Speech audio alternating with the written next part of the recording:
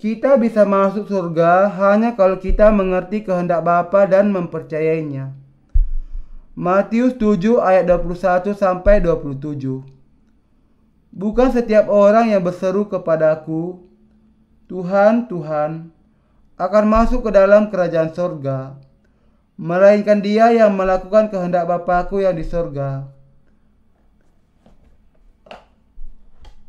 Pada hari terakhir banyak orang akan berseru kepadaku, Tuhan, Tuhan, bukankah kami bernubuat demi namamu, dan mengusir setan demi namamu, dan mengadakan banyak mujizat demi namamu juga? Pada waktu itulah aku akan berterus terang kepada mereka dan berkata, Aku tidak pernah mengenal kamu. Enyalah daripadaku, kamu sekalian pembuat kejahatan. Setiap orang yang mendengar perkataanku ini dan melakukannya, ia sama dengan orang yang bijaksana, yang mendirikan rumahnya di atas batu. Kemudian turunlah hujan dan datanglah banjir. Lalu angin melanda rumah itu. Tetapi rumah itu tetap tidak rubuh sebab didirikan di atas batu. Tetapi setiap orang yang mendengar perkataanku ini dan tidak melakukannya, ia sama dengan orang yang bodoh yang mendirikan rumahnya di atas pasir. Kemudian turunlah hujan dan datanglah banjir. Lalu angin melanda rumah itu, sehingga rubuhlah rumah itu dan hebatlah kerusakannya. Di dalam bagian di atas, Tuhan mengatakan, bukan setiap orang yang berseru kepadaku, Tuhan, Tuhan, akan masuk ke dalam kerajaan sorga, melainkan dia yang melakukan kehendak Bapa-Ku yang di sorga. Tuhan mengatakan di sini bahwa bukan setiap orang yang mengaku percaya kepadanya yang bisa masuk ke surga di mana ia berada, tetapi hanya orang-orang yang melakukan kehendak Bapa yang bisa masuk ke surga. Di hari penghakiman terakhir, ketika banyak orang yang sudah percaya kepada Yesus memprotes dia dan mengatakan, Tuhan, Tuhan, bukankah kami bernubuat demi namamu, dan mengusir setan demi namamu, dan mengadakan banyak mujizat demi namamu? Tuhan kita tidak bisa tidak berkata kepada mereka, kamu pelaku kejahatan, jadi aku tidak mengenal kamu. Pergilah daripadaku orang-orang yang melakukan kejahatan. Tuhan kita mengatakan kepada kita, setiap orang yang mendengar perkataanku ini dan melakukannya, ia sama dengan orang yang bijaksana, yang mendirikan rumahnya di atas batu. Kemudian turunlah hujan dan datanglah banjir. Lalu angin melanda rumah itu, tetapi rumah itu tidak rubuh sebab didirikan di atas batu. Tetapi setiap orang yang mendengar perkataanku ini dan tidak melakukannya, ia sama dengan orang yang bodoh, yang mendirikan rumahnya di atas pasir. Kemudian turunlah hujan dan datanglah banjir, lalu melanda rumah itu, sehingga rubuhlah rumah itu dan hebatlah kerusakannya. Matius 7 ayat 24-27. Demikianlah, Yesus mengatakan di sini bahwa orang-orang yang mendengar firman Tuhan dan percaya serta mentaatinya adalah seperti orang-orang bijaksana yang rumah imannya dibangun di atas batu. Sementara mereka yang tidak demikian akan melihat bahwa iman mereka akan rubuh. Yang dikatakan Tuhan di sini adalah bahwa orang-orang yang diberkati tidak lain dari orang-orang yang mendengar firman-Nya dengan telinga mereka dan percaya di dalam hati mereka, dan dengan itu diselamatkan dari segala dosa mereka dan melakukan kehendak Allah Bapa.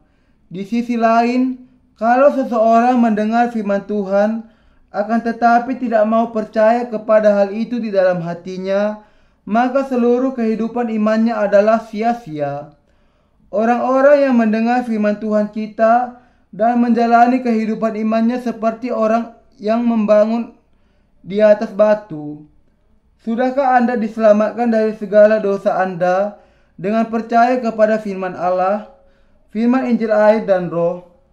Orang-orang yang sudah diampuni dari segala dosa mereka sekali untuk selamanya, dengan percaya kepada Injil air dan roh, akan menjalani kehidupan mereka dengan melakukan kehendak Bapa dengan iman ini memiliki akar di dalam firman Allah. Orang-orang yang demikian tidak hanya memberitakan Injil air dan Roh kepada orang-orang di dunia ini, tetapi mereka juga sungguh-sungguh mengasihi saudara-saudara seiman mereka. Dengan kata lain, karena mereka percaya kepada Injil air dan Roh, firman Allah, mereka ingin menunjukkan iman mereka yang benar itu dengan tindakan mereka. Tuhan kita mengatakan kepada kita semua, setiap orang yang percaya kepada perkataanku dan melakukannya.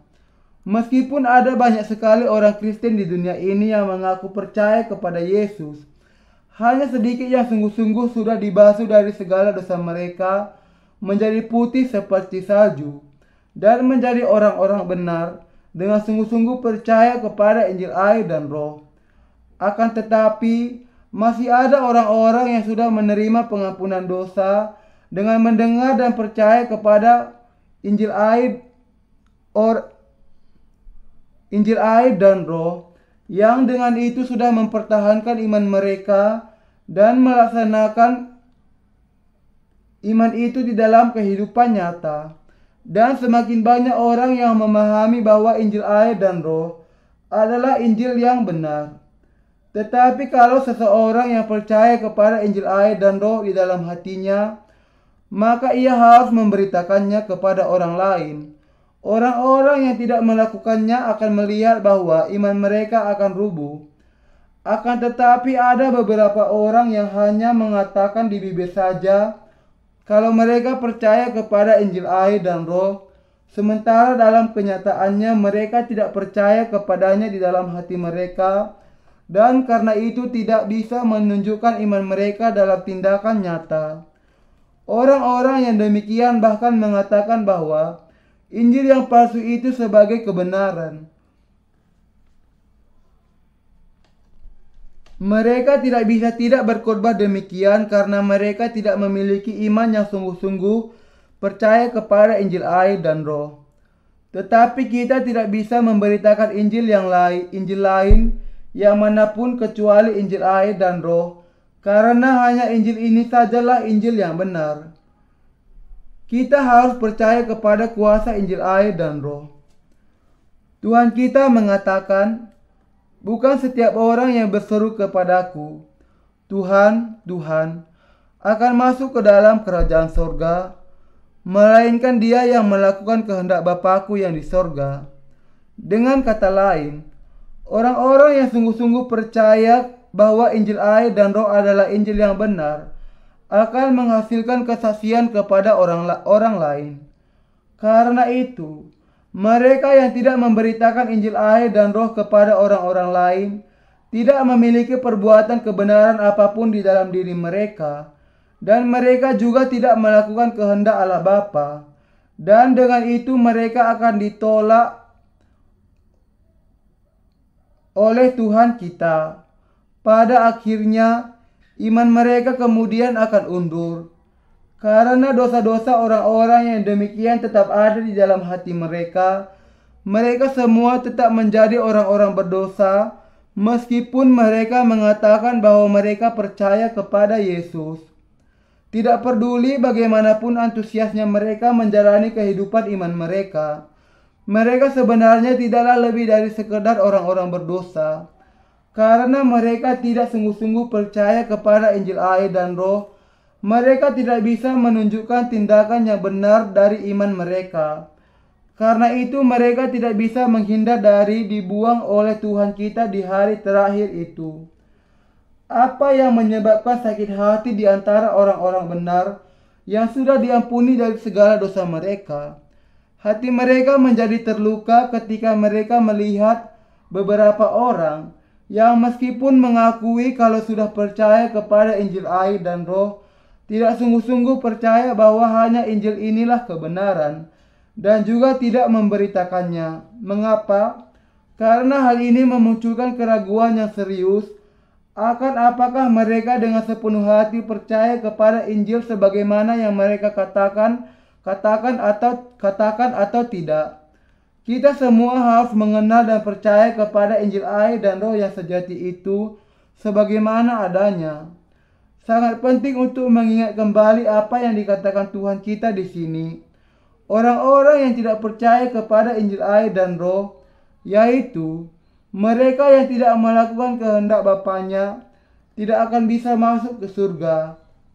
Inilah sebabnya Tuhan kita akan mengatakan, "Enyalah daripadaku kamu sekalian pembuat kejahatan."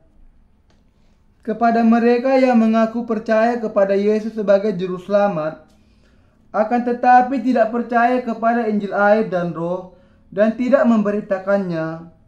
Kalau mereka sungguh-sungguh percaya bahwa keseluruhan Injil air dan Roh adalah Injil kebenaran yang sebenarnya, mereka pasti akan memberitakannya sesuai dengan kebenarannya dengan tepat.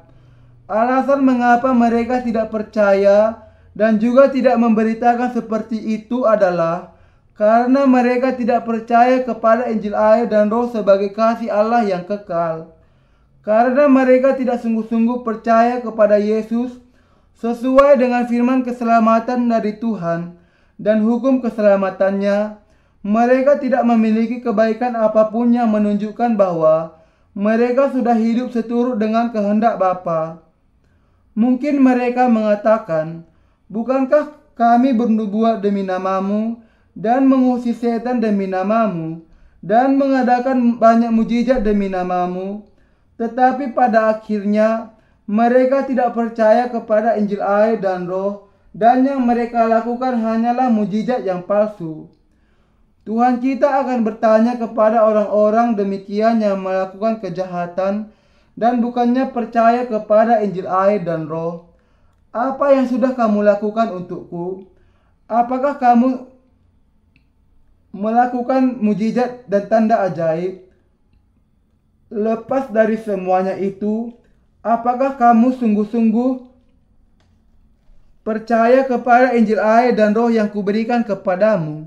Dan apakah kamu menjalani kehidupan ini dengan iman ini?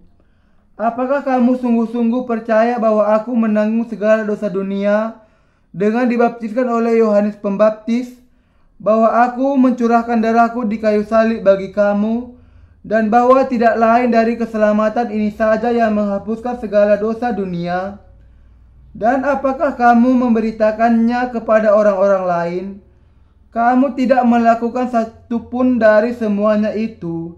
Dan bahkan berapa banyak kali kamu sudah melakukan kejahatan dengan menghina namaku. Aku tahu dengan baik bahwa kamu dengan menghujat melakukan mujizat palsu di dalam namaku. Jadi, enyalah daripadaku." Kita jangan sampai didustai oleh pendusta. Di seluruh dunia, ada banyak orang yang melakukan banyak mujizat dan tanda-tanda di dalam nama Yesus.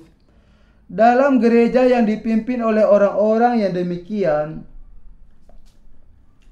tujuan utama dari ibadah penyembahan mereka hanyalah untuk melakukan mujizat. Mengapa mereka berusaha untuk mencari tanda-tanda di zaman ini? Sementara hari ini firman Injil air dan Roh harus diberitakan kepada mereka secara terperinci, dan ketika yang harus dilakukan oleh seluruh jemaat adalah meresponi Injil itu dengan iman. Yang harus kita pahami di sini adalah bahwa adalah orang-orang yang dikuasai roh jahat yang melakukan banyak mujizat palsu. Orang-orang yang dikuasai roh jahat yang demikian, dengan kata lain, mendustai pengikut mereka sendiri dengan berpura-pura membuat banyak mujizat dan tanda, dan kemudian merampas akal budi mereka serta menarik semakin banyak persembahan materi dari mereka. Semuanya ini tepatnya adalah pekerjaan para hamba iblis. Semua mujizat yang demikian tidak lain dari hanya sekedar pertunjukan ilusi saja. Inilah sebabnya Yesus mengatakan bahwa ketika orang-orang yang demikian mengatakan kepadanya, "Bukankah kami mengusir setan demi namamu?" Ia justru akan menyatakan bahwa ia tidak pernah mengenal mereka. Di hari terakhir ini, Tuhan akan membuat mereka yang memiliki dosa tanpa kecuali sama sekali. Roh-roh jahat tidak bisa dilihat oleh mata orang-orang yang dilahirkan kembali. Tetapi mereka yang tidak dilahirkan kembali bisa mendengar roh jahat dan melihat bentuk mereka. Ini adalah karena adanya dosa-dosa di dalam hati mereka. Di dalam hati orang-orang yang berdosa demikian, roh jahat bisa datang dan bekerja dengan bebas. Dengan demikian, orang yang dikuasai oleh roh jahat bisa dengan mudah berkomunikasi dengan roh-roh jahat. Adalah di dalam diri mereka yang masih memiliki dosa di dalam hati mereka, bahwa roh-roh jahat bekerja dan menghasilkan buah-buah kejahatan. Yang harus sungguh-sungguh dilakukan manusia, bukannya mencari mujizat-mujizat yang palsu, adalah untuk percaya bahwa Yesus menanggung segala dosa mereka dengan dibaptiskan oleh Yohanes Pembaptis, dan bahwa Ia menanggung penghukuman atas dosa-dosa mereka dengan curahan darahnya sendiri. Jauh dari mengambil bagian di dalam pekerjaan roh-roh jahat, kita harus percaya kepada Injil air dan roh, dan menetapkan seluruh kekuatan kita bagi pemberitaannya. Karena Yesus menanggung ke atas dirinya segala dosa dunia dengan dibaptiskan oleh Yohanes Pembaptis dan menanggung seluruh penghukuman atas dosa di kayu salib, kita sudah diselamatkan dari segala dosa kita dan sudah menjadi tidak berdosa dengan iman kita. Karena Tuhan kita sudah membasuh segala dosa kita dengan Injil air dan roh, orang-orang yang percaya kepada Injil ini semuanya dibasuhkan. Dan karena itu, roh-roh jahat kemudian tidak akan pernah lagi berdiam di dalam hati mereka. Bagi orang-orang yang percaya kepada Injil air dan roh, tidak ada lagi pekerjaan iblis sama sekali. Inilah sebabnya Tuhan kita mengatakan, Dia yang melakukan kehendak Bapa-Ku yang di sorga akan masuk ke dalam kerajaan sorga. Yang harus kita pertimbangkan di sini adalah apa yang sebenarnya menjadi kehendak Bapa. Kehendak Bapa bagi kita adalah untuk diselamatkan dengan percaya kepada Injil air dan roh. Yesus Kristus Juru Selamat kita sudah menghapuskan segala dosa kita dengan dibaptiskan oleh Yohanes Pembaptis dan disalibkan sampai mati di kayu salib. Iman yang demikian adalah iman yang percaya sesuai dengan kehendak Bapa. Allah Bapa kita sudah menghapuskan segala dosa kita, dengan kata lain, dengan mengutus anaknya kepada kita, menjadikan dia menerima segala dosa dunia dengan membuat dia dibaptiskan, dan membuat ia mencurahkan darahnya di kayu salib. Ketika kita percaya kepada kebenaran ini, kita bisa dibasuhkan dari segala dosa kita dan masuk ke dalam kerajaan surga untuk hidup berbahagia sampai selamanya. Kita orang-orang benar akan hidup di sana bersama-sama dengan bersukacita sampai selama-lamanya. Tuhan sudah menyelamatkan kita dari segala dosa kita dengan Injil air dan roh. Bagi kita untuk percaya kepada Yesus sebagai Juru Selamat melalui Injil air dan roh tidaklah lain dari percaya sesuai dengan kehendak Allah Bapa dan melakukan kehendaknya. Namun ada banyak orang yang karena tidak bisa percaya dengan cara demikian, tidak bisa lepas dari dosa-dosa mereka sendiri, meskipun mereka sudah percaya kepada Yesus sebagai Juru Selamat mereka. Dan dengan itu sudah ditolak dan dibinasakan karena dosa-dosa mereka sendiri pada akhirnya. Karena mereka tidak percaya kepada Injil air dan roh, dan dengan itu tidak mampu untuk melakukan kehendak Bapa dengan iman. Ketika hari terakhir itu datang, iman mereka yang berasal dari pemikiran mereka sendiri, semuanya akan rubuh dan runtuh. Adalah karena orang-orang itu tidak percaya kepada firman Injil air dan roh, sehingga mereka ditolak oleh Tuhan pada hari terakhir. Hal yang sama juga berlaku untuk Anda. Kalau Anda menolak Injil air dan roh saat ini, Anda akan mendapati diri Anda akan ditolak oleh Allah di kemudian hari. Tuhan Yesus kita mengatakan bahwa para malaikat akan datang di masa terakhir, memisahkan antara orang-orang jahat dengan orang-orang benar, dan membuat orang-orang jahat ke dalam perapian yang menyala-nyala. Matius 13 ayat 49-50. Saudara dan saudari, Siapakah orang-orang jahat di antara orang-orang benar? Tuhan kita sudah mengatakan dengan jelas dan terbuka bahwa adalah dengan Injil air dan Roh bahwa Ia sudah menyelamatkan kita dari segala dosa kita. Akan tetapi meskipun demikian, masih ada orang-orang yang tidak percaya kepada Injil ini, yang bukan hanya berkompromi dengan dunia, tetapi bahkan juga berpihak kepada dunia. Orang-orang jahat itu tidak lain dari orang-orang yang demikian. Saudara dan saudari, tidak ada dua Injil yang benar. Juga Yesus bukan dua, tetapi hanya ada satu Yesus. Tidak ada cara yang lain bagi kita untuk masuk ke surga kecuali dengan percaya kepada Injil air dan Roh. Injil yang dengannya Yesus sudah menghapuskan segala dosa kita. Injil air dan Roh ini sudah menghapuskan segala dosa kita. Anda harus memahami bahwa kalau Anda percaya kepada kebenaran ini, jalannya akan dibukakan bagi Anda untuk bisa hidup seturut dengan kehendak Allah Bapa. Injil air dan Roh pastilah akan membuat Anda memahami apa kehendak Allah Bapa sesungguhnya.